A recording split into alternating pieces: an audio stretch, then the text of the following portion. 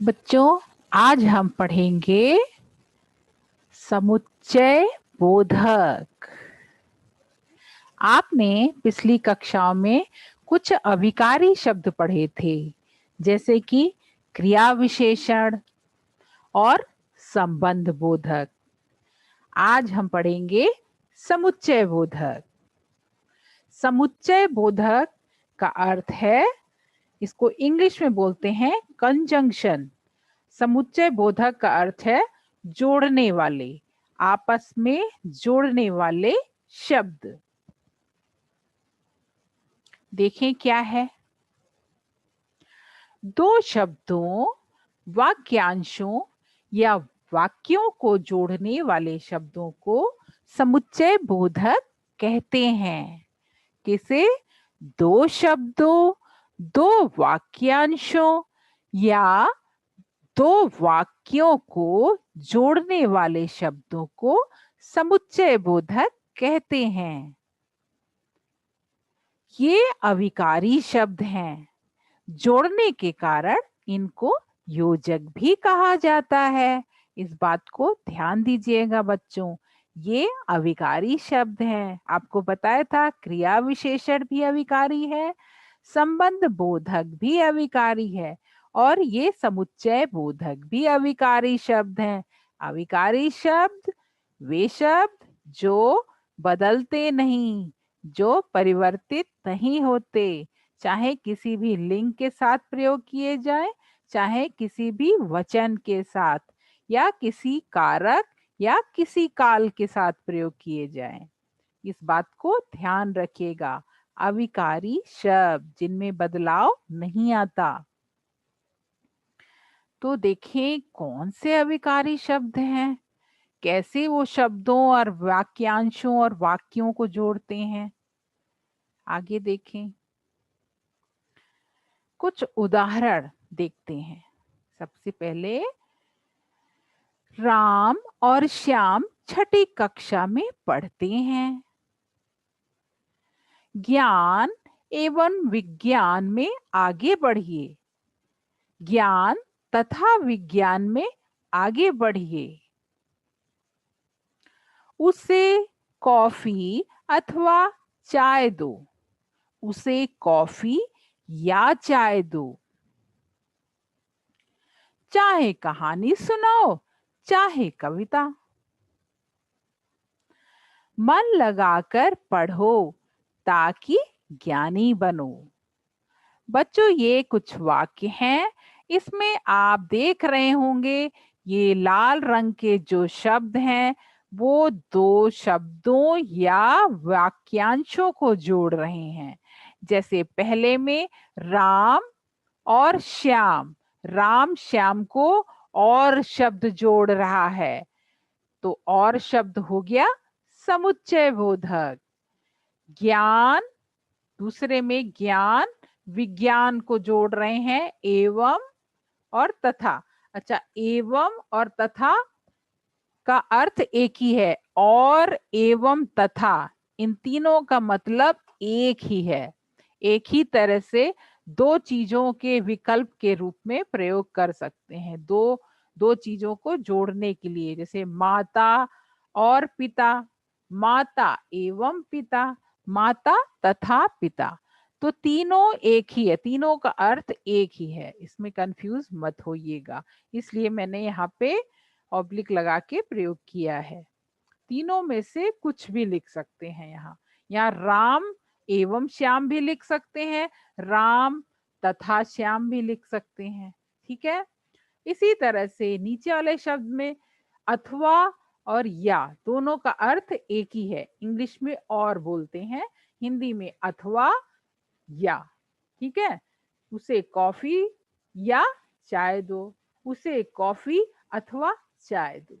जब आपके सामने विकल्प हो कि ये करें या ये करें, तो वहां या और अथवा शब्द लिखा जाता है उनको जोड़ने के लिए। इसी तरह से चाहे कहानी सुनाओ, चाहे कविता, यहाँ चाहे शब्द कहानी और कविता को जोड़ता है। मन लगाकर पढ़ो ताकि ज्ञानी बनो। यहाँ ताकि शब्द जो है मन लगाकर पढ़ो वाक्यांश और ज्ञानी बनो वाक्यांश को जोड़ता है। तो ये थे कुछ उदाहरण। आपकी पुस्तक में भी इसी तरह से उदाहरण दिए गए हैं, उनको भी देखिएगा। अब आगे बढ़ते हैं। समुच्चय बोधक के भेद।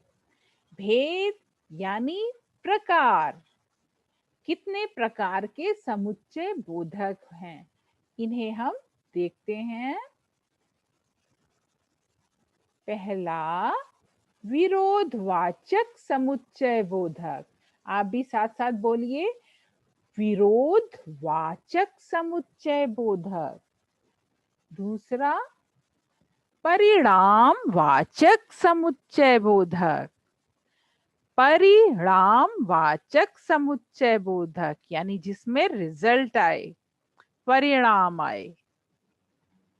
तीसरा, कारणवाचक समुच्चय बोधक। चौथा, उद्देश्यवाचक समुच्चय बोधक। तो समुच्चय बोधक के 4 भेद हुए। विरोधवाचक समुच्चय बोधक, परिणामवाचक समुच्चय बोधक, कारणवाचक समुच्चय बोधक और उद्देश्यवाचक समुच्चय बोधक। विरोध यानी दो चीजों में आपस में विरोध हो, वहां पे विरोधवाचक। परिणाम जिसमें दो चीजों का रिजल्ट आए, कारण या किसी बात को कहने की वजह जहां हो, और उद्देश्य जिसमें एम हो। तो ये समुच्चय बोधक शब्द होंगे। हम आगे देखते हैं कि इन भेदों के क्या क्या उदाहरण हैं। सबसे पहले विरोधवाचक समुच्चय बोधक के उदाहरण देखते हैं कि कौन कौन से शब्द विरोधवाचक समुच्चय बोधक कहलाते हैं। वे थके थे किंतु बैठे नहीं, या वे थके थे परंतु बैठे नहीं। यहाँ किंतु और परंतु आया, यानी कोई थका था और बैठा नहीं। थके होने के बाद क्या करते हैं, सो जाते हैं।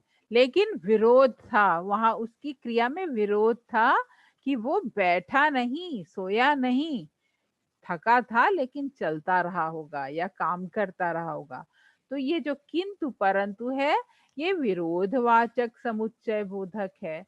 किंतु और परंतु दोनों का अर्थ एक ही है। चाहे आप किंतु लगाइए चाहे परंतु, दोनों सही होगा। अगला उदाहरण देखें। वह आया मगर भूला नहीं। यहाँ पे मगर और लेकिन दोनों का मतलब एक ही है। चाहे आप मगर लगाइए यहाँ पे चाहे लेकिन लगाइए, दोनों का अर्थ एक ही है। वह आया लेकिन भूला नहीं। तो यहाँ पे मगर और लेकिन विरोधवाचक समुच्चय बोधक है। अगला देखें। लड़की बीमार थी फिर भी विद्यालय आई। यानी बीमार होने के बाद वो घर में रही नहीं, विद्यालय आई। यानी उसके जो बीमारी थी उसकी वजह से वो घर में नहीं रुकी। यानी यहाँ पे फिर भी विरोधवाचक समुच्चय बोधक का प्रयोग हुआ है। तो आप समझ गए होंगे कि विरोधवाचक समुच्चय बोधक कौन कौन से हैं। किंतु परंतु मगर लेकिन फिर भी। ध्यान रखिएगा, ये विरोधवाचक समुच्चय बोधक हैं।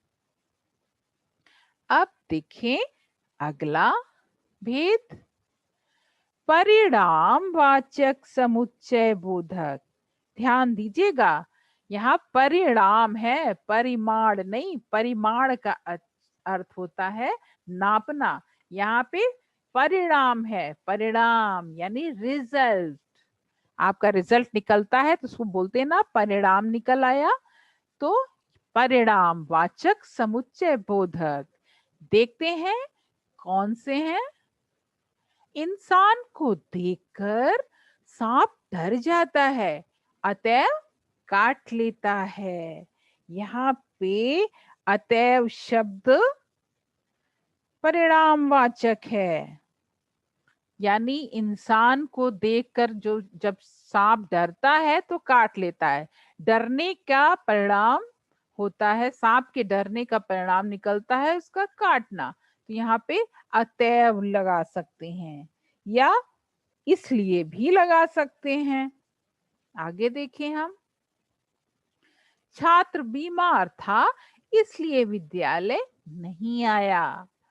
तो इसलिए, अतएव और इसलिए दोनों का मतलब एक ही है, बस अलग अलग शब्द हैं। इन शब्दों का प्रयोग सीखिए और इन शब्दों को अलग अलग प्रयोग भी करना सीखिए। कभी किसी बच्चे ने एक बार पूछा भी था कि अतएव का मतलब क्या है, तो अतएव का प्रयोग यहाँ पे देखिए। छात्र बीमार था अतएव विद्यालय नहीं आया, ऐसे भी लिख सकते हैं। इंसान को देखकर सांप डर जाता है इसलिए काट लेता है, या इंसान को देखकर सांप डर जाता है अतएव काट लेता है। तो दोनों चीज लिख सकते हैं, दोनों शब्द एक ही बात है। अगला है, वह थका था अतः सो गया। यानी थकने का परिणाम क्या निकला, सो जाना, सो गया। बीमारी का परिणाम क्या था, विद्यालय नहीं आया। सांप के डर जाने का परिणाम क्या हुआ, काट लिया। यानी जो बात बाद में हुई है उसको पहली बात से जोड़ता है। यहाँ पे दो बातें हैं, सांप का डर जाना और सांप का काट लेना, इनको जोड़ रहा है परिणामवाचक समुच्चय बोधक। यहाँ बीमार था और विद्यालय नहीं आया, इस बात को जोड़ रहा है, इसलिए समुच्चय बोधक, इसलिए परिणामवाचक समुच्चय बोधक। वह थका था और सो गया, इनको जोड़ रहा है अतः। तो अतएव, इसलिए, अतः, इन तीनों का मतलब एक ही है, पर प्रयोग किया जाता है तीनों का। ये नहीं सिर्फ इसलिए का ही प्रयोग करें, कई जगह अतः का भी प्रयोग आपने देखा होगा। अब आगे देखते हैं, ध्यान से देखिएगा कि कैसे वाक्यों में इनका प्रयोग हुआ है। देखने की बात ये है, कारणवाचक समुच्चय बोधक तीसरा आ गया। देखते हैं इसमें क्या है। हम घर से बाहर नहीं निकले, कारण बाहर लॉकडाउन था। तो यहाँ पे लॉकडाउन के कारण हम बाहर नहीं निकले, है ना। इतने महीनों से हम बाहर नहीं निकले क्योंकि बाहर लॉकडाउन था। हम बाहर नहीं निकले क्योंकि कोरोना फैला था। तो यहाँ कारणवाचक, ये कारण शब्द जो है कारणवाचक। आगे देखें, चूंकि वह शक्तिशाली था इसलिए सुरक्षित था। अब यहाँ पे देखिए, चूंकि और इसलिए दोनों एक साथ प्रयोग हुआ है। चूंकि और इसलिए एक साथ प्रयोग किया गया है, चूंकि के साथ इसलिए। चूंकि वह शक्तिशाली था इसलिए सुरक्षित, मतलब सुरक्षित होने का कारण क्यों था, चूंकि वह शक्तिशाली था। तो इन दो बातों को जोड़ रहा है चूंकि और इसलिए कारणवाचक समुच्चय बोधक। अगला देखेंगे, मैंने आज काम नहीं किया क्योंकि मेरे सिर में दर्द था। अब यहाँ पे जो काम ना करना और सिर में दर्द होना, इन दोनों, काम ना करने का कारण क्या था, सिर में दर्द का होना। तो इन दोनों बातों को जोड़ रहा है क्योंकि समुच्चय बोधक, क्योंकि कारणवाचक समुच्चय बोधक। आपकी पुस्तक में दो ही दिया है, पर मैंने यहाँ पे और भी जगह से ढूंढ के बताया है, तो ये भी ठीक है। आपकी पुस्तक में जो है वो भी, तो सबको देखिएगा। आगे, मिठाई वाला बच अगला है चौथा, उद्देश्यवाचक समुच्चय बोधक। ठीक है, उद्देश्यवाचक समुच्चय बोधक। पहला वाक्य है, मिठाई वाला बच्चों से प्रेम करता है इसलिए ही बच्चे उसे घेरे रहते हैं। यानी यहाँ पे इसलिए ही जो है शब्द वो उद्देश्यवाचक है, यानी बच्चों का प्रेम कर, मिठाई वाले का प्रेम करना उसका उद्देश्य है और बच्चे घेरे रहते हैं। आगे देखें, तेज चलो जिससे कि ट्रेन मिल जाए। तेज चलो जिससे कि ट्रेन मिल जाए। तो यहाँ जिससे कि शब्द जो है वो उद्देश्यवाचक है। जिससे कि, यहाँ ये जो की है वो उद्देश्यवाचक। अगला, मन से पढ़ो ताकि ज्ञानी बनो। यहाँ पे ताकि शब्द भी समुच्चय बोधक है। यानी उद्देश्य क्या है? ज्ञानी बनने का। तो ज्ञानी कैसे बनेंगे? जब मन से पढ़ेंगे। यहाँ उद्देश्य क्या है? ट्रेन मिल जाने का। कैसे मिलेगी ट्रेन? जब तेज चलेंगे। यहाँ बच्चे घेरे रहते हैं, ये उद्देश्य है। क्यों क्यों घेरे रहते हैं? क्योंकि मिठाई वाला प्रेम करता है। और आपकी पुस्तक में कुछ और भी हैं, यद्यपि और तथापि। यद्यपि वह गरीब है, तथापि ईमानदार है। तो कुछ और भी देखते हैं हम। हाँ, तो यहाँ पे आप इनको देखा, उद्देश्यवाचक समुच्चय बोधक, इसलिए ही, जिससे कि, ताकि, इसलिए ही आपकी पुस्तक में नहीं है, पर ये भी समुच्चय बोधक शब्द है, उद्देश्यवाचक समुच्चय बोधक। इसके अलावा भी बहुत सारे हैं, अगली कक्षा में आप लोग सीखेंगे, पर अभी थोड़ा थोड़ा आपको बताया जा रहा है। अब उद्देश्यवाचक समुच्चय बोधक के कुछ और भी उदाहरण हैं, जैसे यद्यपि वह गरीब है, तथापि ईमानदार है। यद्यपि का अर्थ है जबकि, और तथापि का अर्थ है फिर भी। यद्यपि का अर्थ है जबकि, और तथापि का अर्थ है फिर भी। तो यहाँ पे यद्यपि वह गरीब है, तथापि ईमानदार है। इसको ऐसे भी कह सकते हैं, जबकि वह गरीब है फिर भी ईमानदार है। तो दोनों का मतलब एक ही है। ठीक है, यद्यपि और तथापि आपकी पुस्तक में अक्सर आता है, तो आप समझ लीजिए यहाँ उद्देश्य है, यानी वो ईमानदार है। गरीब है तथापि ईमानदार है, गरीब है फिर भी ईमानदार है। अगला देखें, यदि कुछ बनना चाहते हो तो मेहनत करो। इसमें यदि और तो, मतलब कुछ बनना चाहते हो, ये आपका उद्देश्य है, एम है, उसके लिए क्या करना होगा? मेहनत करना होगा। ठीक है, तो ताकि, जिससे कि, यद्यपि, तथापि, यदि, तो, ये आपके हो गए उद्देश्यवाचक समुच्चय बोधक। तो आप अपनी पुस्तक में भी देखिएगा, जो कुछ रह गया है उसमें और भी समुच्चय बोधक हैं, और कुछ मैंने भी आपको बताए हैं। इसके बाद ये हमारा पाठ यहीं पे समाप्त होता है। आपकी पुस्तक में अभ्यास दिए गए हैं, कुछ कुछ अभ्यास प्रश्न हैं। अभ्यास 2, अभ्यास 3। अभ्यास 2 में समुच्चय बोधक शब्दों को रेखांकित कीजिए, और अभ्यास 3 में समुच्चय बोधक शब्द दिए गए हैं ब्लॉक में, उनको सही सही रिक्त स्थानों पे भरना है। चौथे में आपको विकल्प चुनना है, और पांचवें में समुच्चय बोधक की सहायता से आपको जोड़ के, दो जो वाक्य हैं उनके बीच में जोड़ के एक पूरा वाक्य बनाना है। यानी दो वाक्य हैं, तो पहले वाक्य में जो विराम चिन्ह है उसको हटा के वहां पे आपको समुच्चय बोधक लगाना है। इसको मैं कक्षा में बताऊंगी। आप इसको, पाठ को पढ़ने के बाद ये पूरा अभ्यास कीजिएगा।